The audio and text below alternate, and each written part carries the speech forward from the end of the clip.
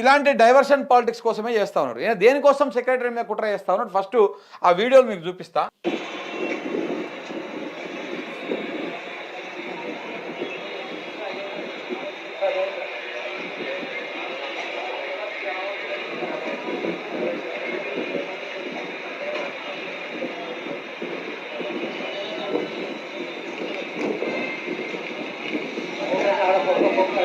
గుడ్డతో కట్టిన పక్కాగా కట్టిన అన్ని కూలి అట్లే కదండి. ఓకే ఒక్క నిమిషం నువ్వు దూరం పెట్టినా. ఇది ఇట్లా వీడియోలు తీస్తున్నారు. అది కూలుతుంటే ముందే కెమెరాలు పెట్టుకొని తీస్తున్నారు. ఈ వీడియోలో ఒకటి ఇది ఈ పిల్ల ఊడిపడ్డది పైకి. ఈ పిల్ల ఇది సెలబ్రేట్ వచ్చినా తీస్తున్నాం మేము.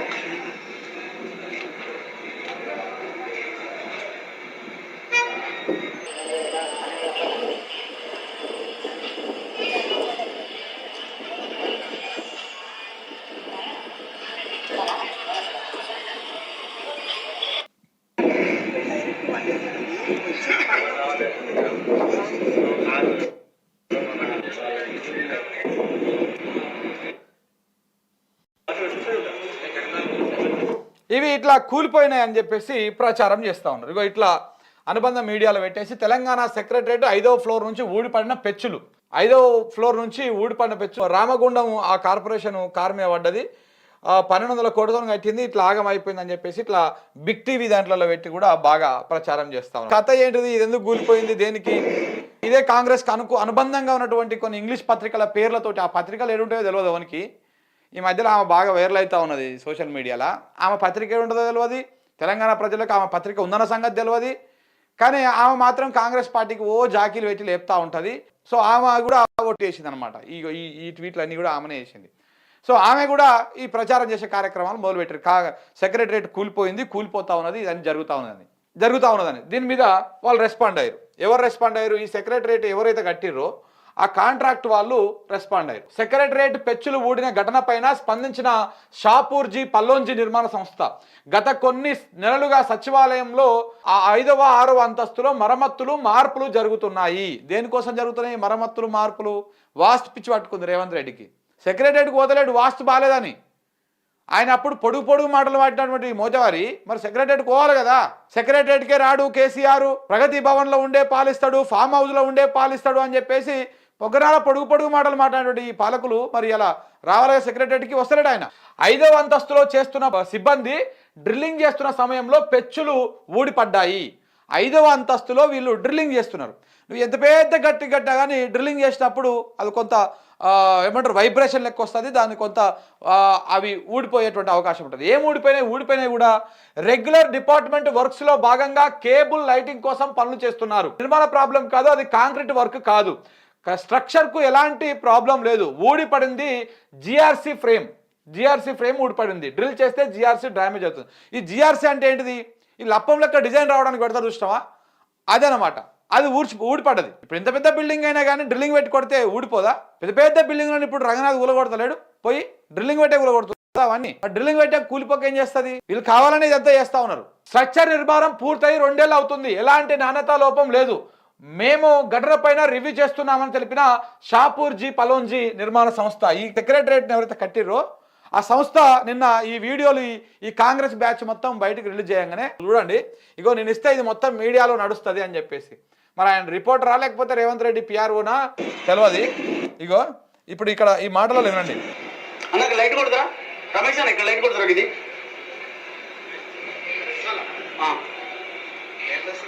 అన్ని ఛానల్లో వస్తుంది. ఇప్పుడు నేను పోయి చెప్తే అర్థమైందా? ఏ ఛానల్లో వస్తుందని ఆడ ఎవరో ఉన్నోళ్ళు అడిగితే ఇది అన్ని ఛానల్లో వస్తుంది నేను పోయి చెప్తే అని అంటున్నాడు.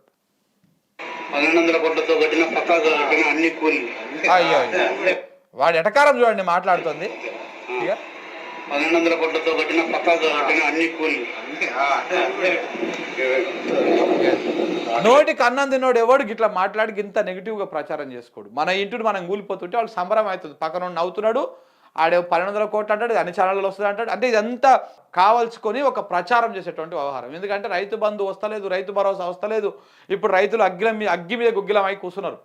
ఎప్పుడు కాంగ్రెస్ వాళ్ళు వస్తారా ఊర్లకి, ఓట్ల కోసం ఎప్పుడు వస్తారా, వాళ్ళకి ఎట్లా బుద్ధి చెప్పాలన్నా, ఓటు రూపంలో చెప్పు తీసుకొని బుద్ధి చెప్పినట్టు చెప్పాలన్నా అని చెప్పేసి వాళ్ళు వెయిట్ చేస్తూ ఉన్నారు. దీని అంతా డైవర్షన్ చేయడం కోసం ఈ డ్రామా స్టార్ట్ చేశారు. ఇంతకు మించి ఇంకోటి ఏం లేదు. ఇప్పుడు ఈ కుట్ర దేనికోసం ఇచ్చి ఈ ప్రచారం అంతా దేనికోసము, ఈ పంచాయతీ ఎన్నికలు పెడదామని చూసారు. పంచాయతీ ఎన్నికలు పెడదామని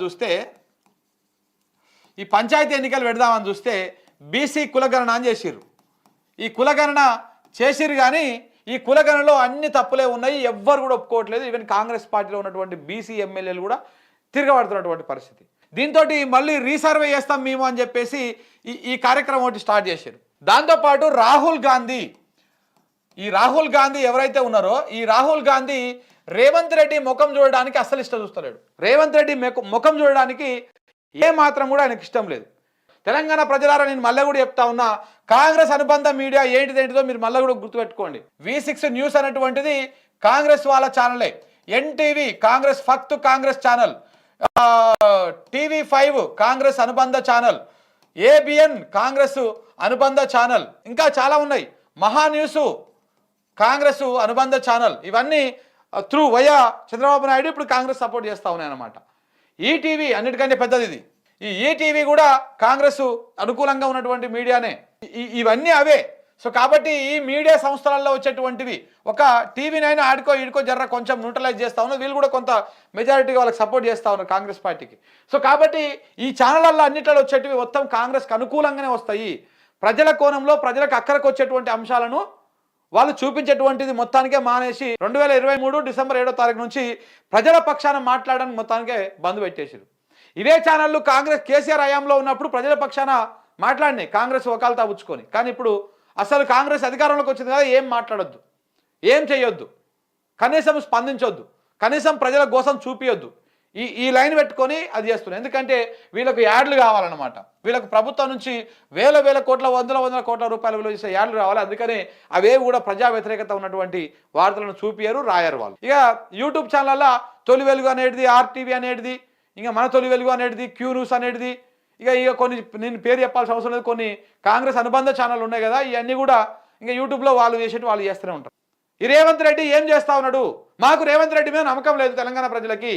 రేవంత్ రెడ్డి ఇవన్నీ కుర్చబుద్ధి ఉంటుంది, ఆయన ఆలోచనే వేరే తిరుగుతుంది. ఆయన ముఖ్యమంత్రి లెక్క పరిపాలిస్తలేడు, ఒక కన్నింగ్ ఫెయిల్ లెక్క పరిపాలిస్తూ ఉన్నాడు. కాబట్టి మాకు డౌట్ ఉన్నది, మేము 5వ అంతస్తులో 6వ అంతస్తులో ఏం జరిగిందో మేము తెలుసుకోవాలనుకుంటాం. తెలంగాణ ప్రజలం ఓటేస్తాం కాబట్టి అది మా ఆస్తి.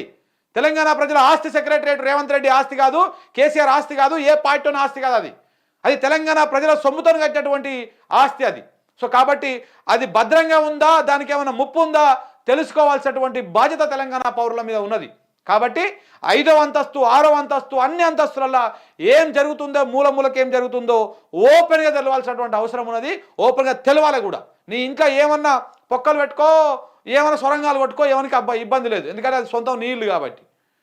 కానీ ప్రభుత్వ సొమ్ముతో కట్టినటువంటి, ప్రజల ఆస్తితో కట్టినటువంటి, ప్రజల సొమ్ముతో కట్టినటువంటి ఆ సెక్రటరియట్ని ఏమైనా కూలగొట్టే కార్యక్రమం చేస్తే బిడ్డ తెలంగాణ ప్రజలు నీ మీద తిరగబడతారు, గుర్తుపెట్టుకో.